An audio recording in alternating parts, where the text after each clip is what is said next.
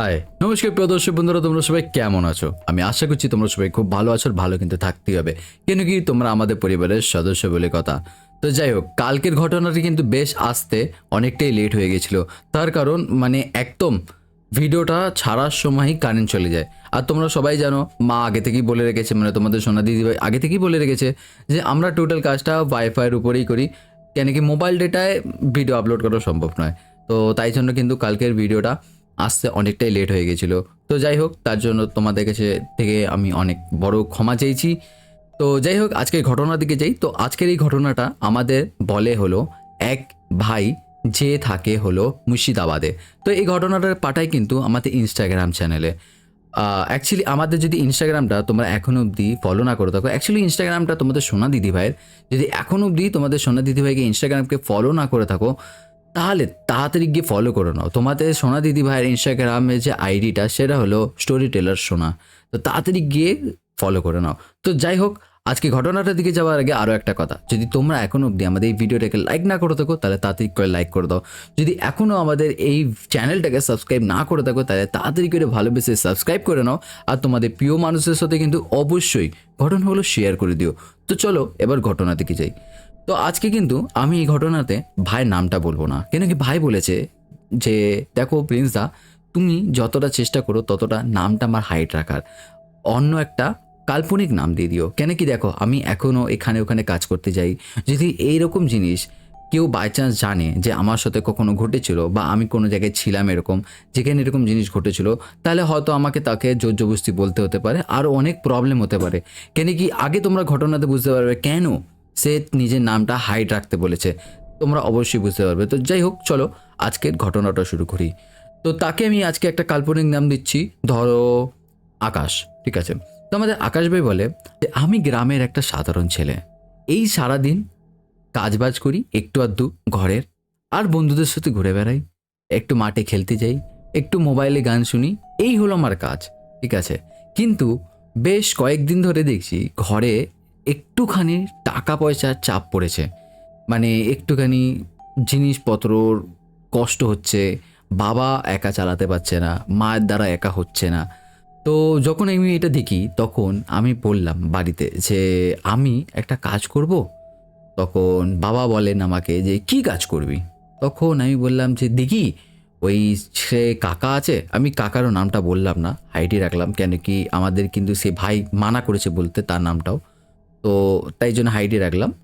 তো বললাম যে ওই কাকা আছে, ওই কাকাকে বলি যে দেখো না কাকা, কোনো জায়গায় যদি কাজ বাজে যে একটা জায়গা জোগাড় হয়ে যায় তাহলে ওখানে গিয়ে কাজ করব। অ্যাকচুয়ালি হলো ওই কাকা আমাদের গ্রামের এরকম একটা মানুষ যে সবাইকে কাজ দেয়।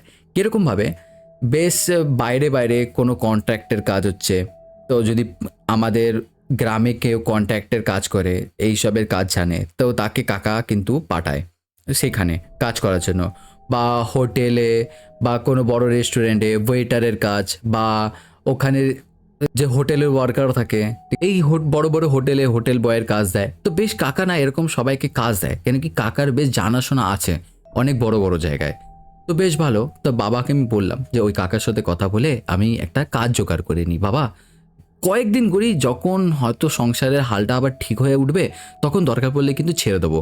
কিন্তু কি সত্যি কথা বলতে আমার বাবা মা কিন্তু আমাকে কোনো দিন কাজের জন্য চাপ দেয়নি যে তোকে কাজ করতেই হবে। কিন্তু আমি যখন দেখছি যে ঘরের মধ্যে এত চাপ পড়ে যাচ্ছে কাজের, তো তখন আমি নিজে থেকে ভাবলাম যে নিজে একটা ছেলে হয়ে আমার কর্তব্য কি আমি ঘরের জন্য কাজ করি। তো যাই হোক, ভালো কথা। বাবা বলল যে আচ্ছা বাবা, তুই যখন এত বড় একটা নিজের থেকে ধারণা করেই নিয়েছিস, নিজে ভেবেই নিয়েছিস যে তুই করবি, তো তুই কর, আমি তোকে মানা করব না। কিন্তু যদি তোর মনে হয় যে তোর কষ্ট হবে বা তুই করতে পারবি না, তাহলে কিন্তু তোকে জোর জবরদস্তি করে করবি না। আমি কিন্তু কখনো তোকে বলিনি কাজ করতে। তখন আমি কি বাবাকে সেটাই বললাম যে বাবা আমি জানি সে তো অবশ্যই, কিন্তু আমার ছেলের কর্তব্য হয় যে এই যে জায়গাটা আজকে দেখতে হচ্ছে, এই জায়গাটা থেকে যেন আমরা বেরিয়ে যাই, তাই আমি এই কাজটা করছি। যখন আমি পারবো না বাবা অবশ্যই ছেড়ে দেবো।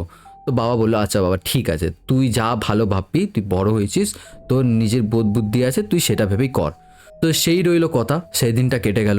পরের দিন আমি কাকার কাছে গেলাম, গিয়ে কাকাকে ডাকলাম বাড়িতে যে কাকা আছো বাড়ি? তো বেশ কাকার যে একটা বাচ্চা আছে ছেলে, সে এসে বলে, দাদা কী হয়েছে, দাদা কী হয়েছে? তখন আমি তাকে বললাম যে বাবু তোমার বাবাকে একটু ডেকে দাও না, একটু কাজ আছে। তখন সে গিয়ে তার বাবাকে ডেকে দিলেন। তো সে কাকা আসেন, আমাকে এসে বলি, কী রে কী হয়েছে আকাশ, কী ব্যাপার? তখন আমি সে কাকাকে বলি যে কাকা, আমার না একটা কাজের দরকার ছিল, একটুখানি ঘরের পরিস্থিতিটা না ভালো নয়, একটুখানি মা বাবা আর চালিয়ে উঠতে পারছে না, যদি একটা ছোটো মোটো কাজ পেতাম তাহলে ভালো হতো, তোমার কাছে কি হবে? তখন সে কাকা বলে, বাহ তুই কিন্তু ভালো সময় এসছিস, কেন কি আমাদের গ্রাম থেকে কিন্তু দুটো ছেলে জোগাড় করেছি, আরও একটা ছেলে লাগবে, কিন্তু ওখানে 10খানা ছেলে লাগবে, আর নদিয়া থেকে আমি 7টা আরও ছেলে জোগাড় করেছি, তো তোরা 3জন আর ওখান থেকে 7জন, 10জন হয়ে যাবি, তাহলে ভালো হবে। তো তখন এই কথাটা শুনে আমি বললাম, বাহ আমি তো ভালো সময় এসেছি, হয়তো আমার ভাগ্যটা ভালো সত্যি। তখন সে কাকা বলল যে তোর কাজটা কিন্তু উড়িষ্যাতে এখন নতুন একটা হোটেল খুলেছে, সেখানে হলো কাজটা, তো গিয়ে ওখানে করতে হবে, তোদেরকে কিন্তু ওখানেই থাকতে হবে, দেখ তুই পারবি তো? তখন আমি বললাম সে কাকাকে, দেখো কাকা, হয়তো পারবো না মনের দিক দিয়ে পড়লে, কিন্তু যদি এখন যেরকম সমস্যা আমাদের বাড়িতে, সেই দিক দিয়ে যদি দেখে বলি তাহলে কিন্তু পারতেই হবে আমাকে, তো আমি চেষ্টা করব যে আমি মন দিয়ে ভালো করে কাজটা করা, তো তুমি আমাকে নিশ্চিন্তে বিশ্বাস করে কাজটা দিতে পারো কিন্তু কাকা। তখন সে কাকা বলে, আচ্ছা ঠিক আছে, তুই যখন এত বড় কথা বললি, তাহলে 2-3 দিন পর আমি কথা বলে নিচ্ছি ওখানে, তোরা সব বেরিয়ে যা, ঠিক আছে? আমি একজনের জন্য জোগাড় করার জন্য দাঁড়িয়েছিলাম, যে জোগাড় হয়ে গেলেই সবাইকে পাঠাবো, যখন জোগাড় হয়ে গেল তাহলে ভালো কথা, 2-3 দিনের মধ্যে কিন্তু ওখানে পাঠিয়ে দেবো। তুই তোর ফোন নাম্বারটা দিয়ে যা, একটা কাজ কর, তুই তোর ফোন নাম্বারটা দিয়ে যা, আমি কিন্তু তোকে জানিয়ে দেবো কবে বেরোতে হবে। তো বেশ ভালো কথা, আমি ওই সব কথাবার্তা বলে কাকার সাথে সব কিছু, কাকা আমার আধার কার্ড আর ভোটার কার্ডগুলো চায়, আমি কাকাকে ওগুলো দিয়ে আসি, কেন কি ওগুলো আইডি প্রুফ লাগবেই কাজের জন্য। তো বেশ ওগুলো সব কিছু দিয়ে আসার পর, সব ব্যবস্থা হয়ে যাওয়ার পর কিন্তু ওরকমভাবে 2-3 দিন কেটে যায়। 2-3 দিন কেটে যাবার পর কিন্তু কাকা আমাকে ফোন করে একদিন, বলে যে ভাই আকাশ, কালকে কিন্তু সকালবেলা তোদের ট্রেন, তোদের বেরোতে হবে, ঠিক আছে?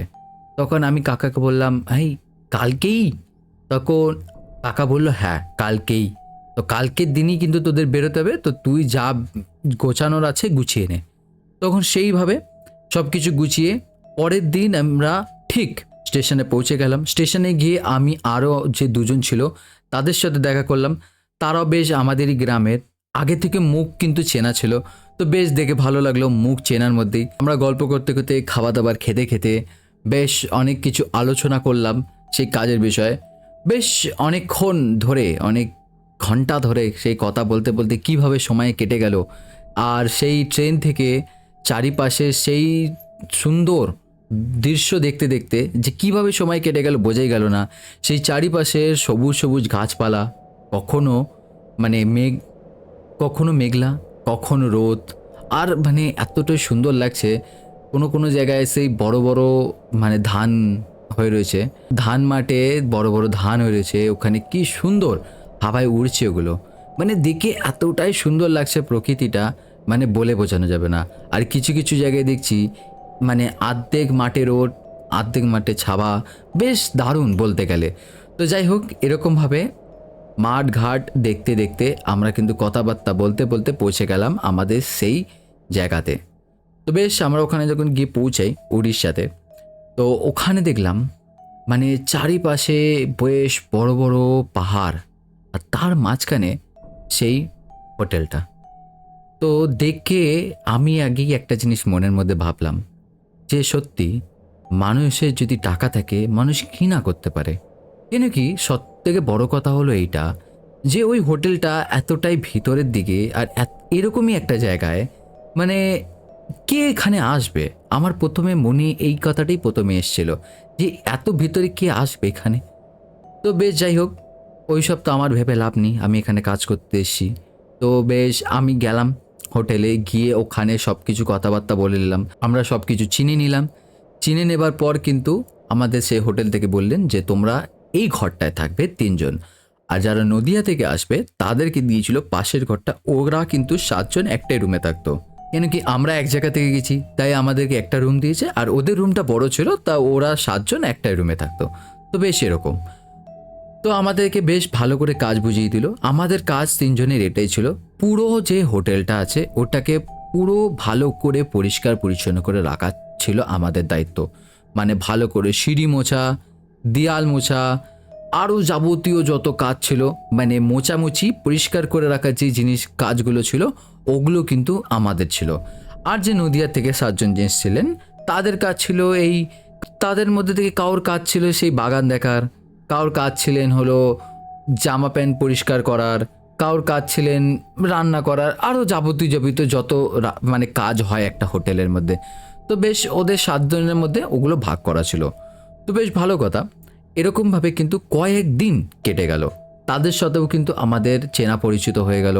আমরা বেশ 10জন ওই হোটেলে ভালোভাবে আনন্দ করে কাজ বাজ করে কিন্তু থাকতে শুরু করলাম। কিন্তু কি সব থেকে বড় কথা, ওই হোটেলে কিন্তু বেশ 15-16 দিন ধরে আমরা রয়েছি, কিন্তু কোনো রকম কোনো হোটেলের বুকিংও হয়নি, আর না কোনো ট্যুরিস্ট এসছে, আর নাহি কোনো লোক এসছে।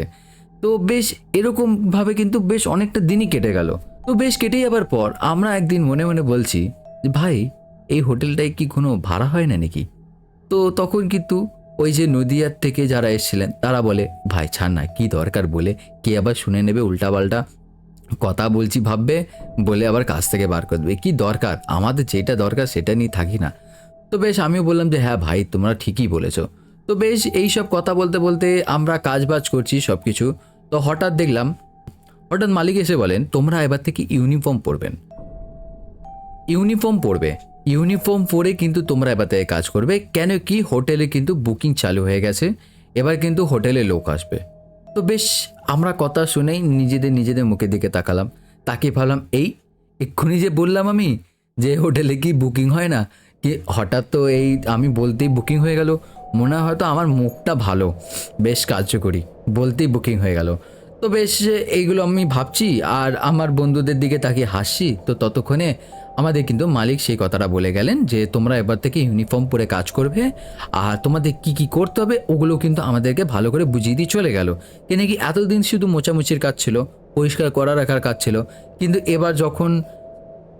এবার যখন লোকজন আসবে, বুকিং হচ্ছে, সবাই আসবেন, তাহলে এবার তো আলাদাভাবে চলতে হবে আমাদেরকে। তো বেশ সব কিছু বুঝিয়ে দেওয়ার পর আমরা সেগুলো শুনে নিলাম, বুঝে নিলাম। তো বেশ দেখলাম পরের দিনই সকালই লোকজন ঢুকে গেছে হোটেলে। তো বেশ দেখছি হোটেলে বেশ মানে লোকজনের আওয়াজ, বেশ ভিড়ভাট্টা মতো লাগছে হোটেলটা, যে হ্যাঁ এবার লোকজন কিন্তু কিছু পৌঁছেছে। তারপর কিন্তু আমি যখন ঘুম থেকে উঠে ভালো করে পরিষ্কার হয়ে আমি কাজের জন্য বেরোচ্ছি, তখনও কিন্তু দেখলাম আরও কয়েকজন হোটেলে ঢুকছে। তো আমি বুঝলাম যে আচ্ছা ভালোই তাহলে বুকিং হয়েছে, তাহলে কিন্তু এবার আমাদের কাজের চাপটা একটু বেড়ে যাবে। তো ওই বলে কিন্তু আমার যা যাবতীয় কাজ ছিল, যেগুলো আমাকে মালিক বুঝিয়ে দিয়ে গেছিলো সেরকমভাবে কিন্তু আমি কাজের দিকে বেরিয়ে যাই। তো বেশ এমনভাবে প্রত্যেক দিনই হোটেলে বুকিং হতো, হোটেলে লোকজন আসতো যেত, এরকমভাবে বেশ কয়েক দিন কেটে গেল। বেশ কয়েক দিন নয়, কয়েক মাস কেটে গেল। বেশ কয়েক মাস কাটার পর কিন্তু চলে আসলো ঠিক ঠান্ডা। যখন ঠান্ডা আসে তখন আমি আর আমার যে বন্ধুরা ছিল, মানে আমরা 10জন মিলে প্ল্যান করলাম যে আমরা একটা ছোট্ট করে পিকনিক করব ওই হোটেলেই, ঠিক আছে, ছাদে, আর নয়তো সামনেই একটা দূরে একটা মাঠ মতো ছিল ওখানটা, কিন্তু ওইটা কিন্তু হোটেলের এরিয়ার ভিতরেই। তো বেশ আমরা কিন্তু সবাই গিয়ে মালিককে বললাম যে স্যার আমরা একটুখানি পিকনিক করতে চাই একটা ছোট্ট করে, তো আপনি অনুমতি দেন ছোট্ট করে, তাহলে আমরা একটা পিকনিক করতে পারি। তখন বেশ আমাদেরকে বলল যে হ্যাঁ আমি অনুমতি কিন্তু দিতে পারি, কিন্তু তোমাদের কাজ কিন্তু ঠিক টাইমে হয়ে যাওয়া দরকার। তোমরা পিকনিক করবে, তোমরা যাবতীয় নোংরা করবে ওগুলো কিন্তু তোমরা পরিষ্কার করে রাখবে, যেন কোনো রকম নোংরা না থাকে হোটেলের কাছাকাছি। আর হ্যাঁ, কোনো রকমভাবে কিন্তু কোনো ঝুট ঝামেলা, ঝগড়া বা কোনো বাজে কোনো কাজ না হয়।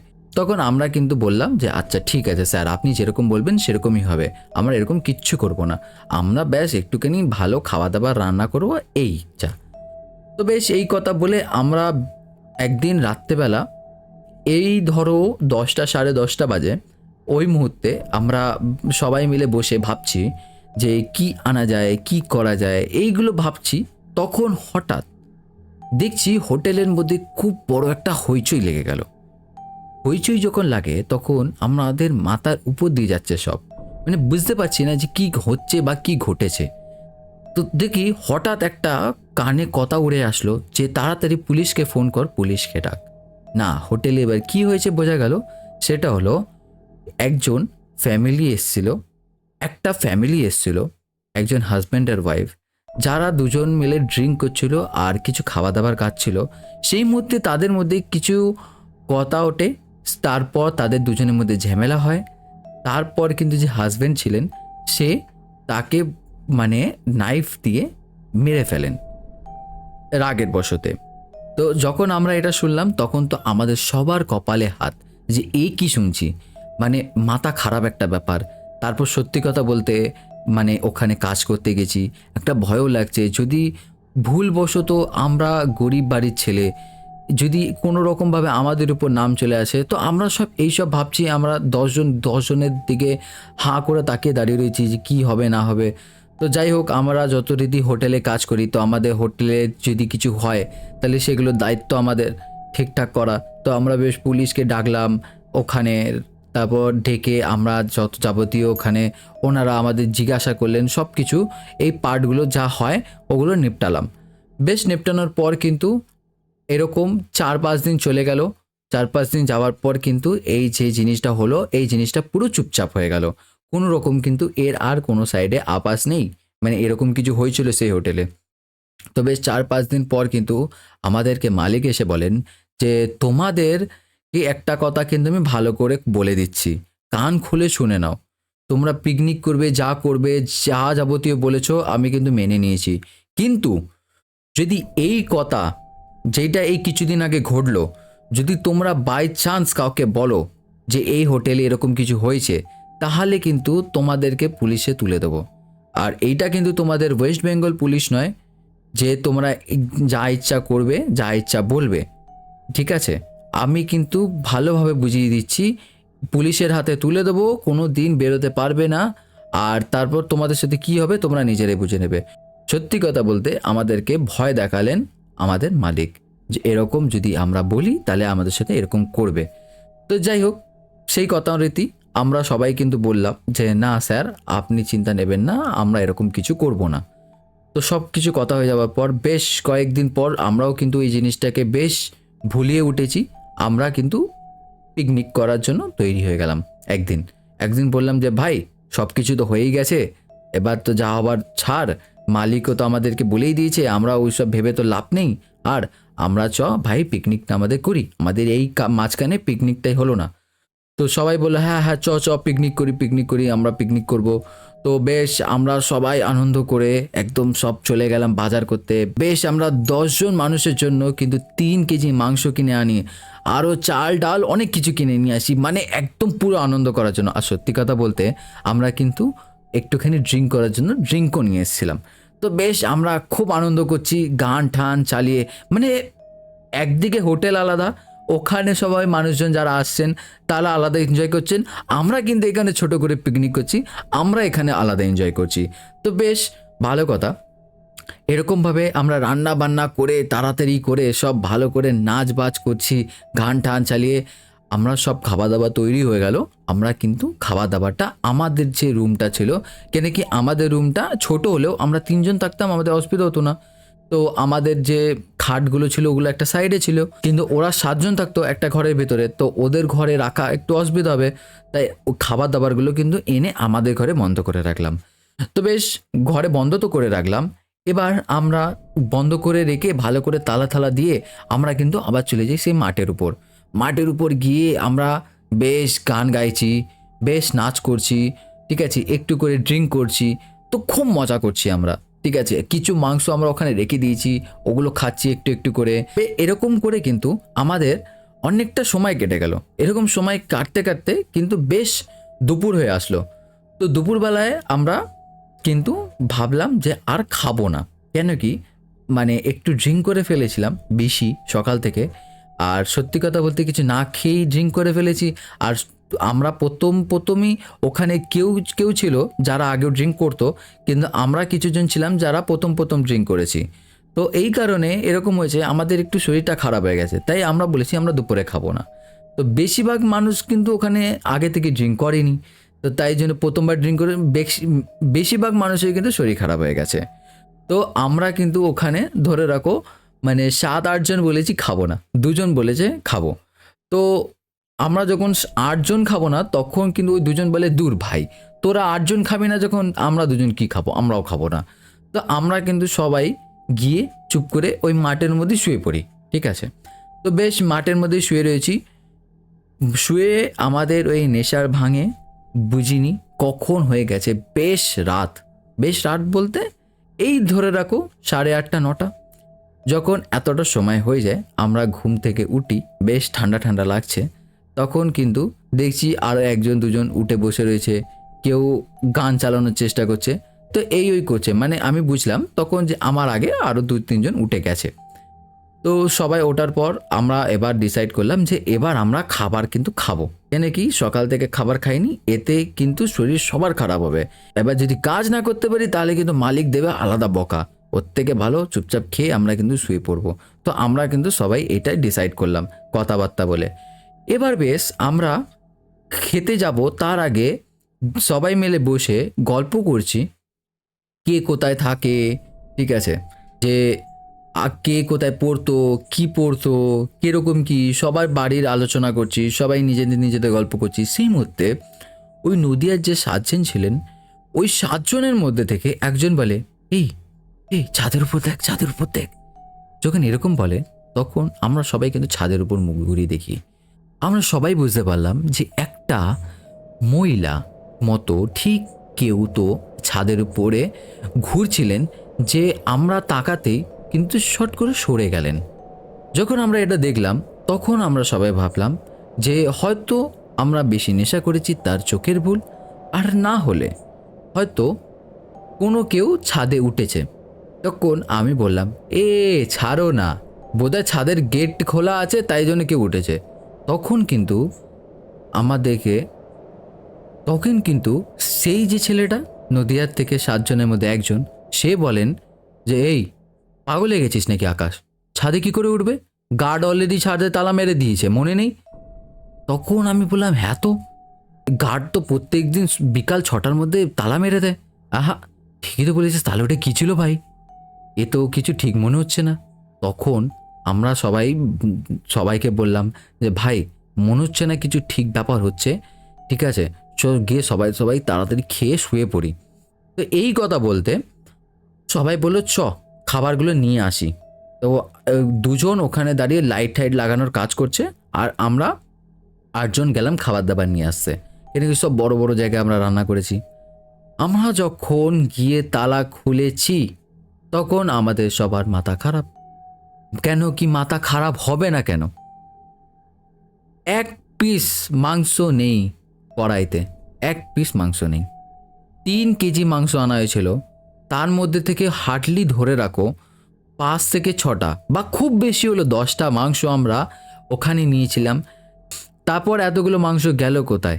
ঘরে তালা মারা ছিল, চাবি আমাদের কাছে ছিল, চাবি অন্য কারোর কাছে নেই যে খুলে নিয়ে যাবে। তো কোথায় গেল মাংসগুলো?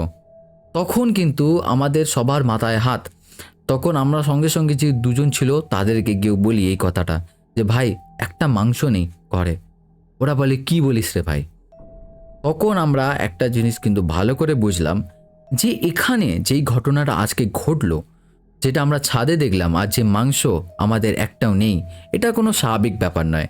কেন কি সত্যি কথা বলতে হোটেলে কিন্তু আগেও কিছু এমন ছোট বড় ঘটনা ঘটেছে যেগুলো আমরা অতটা মাথায় নিইনি চাপ।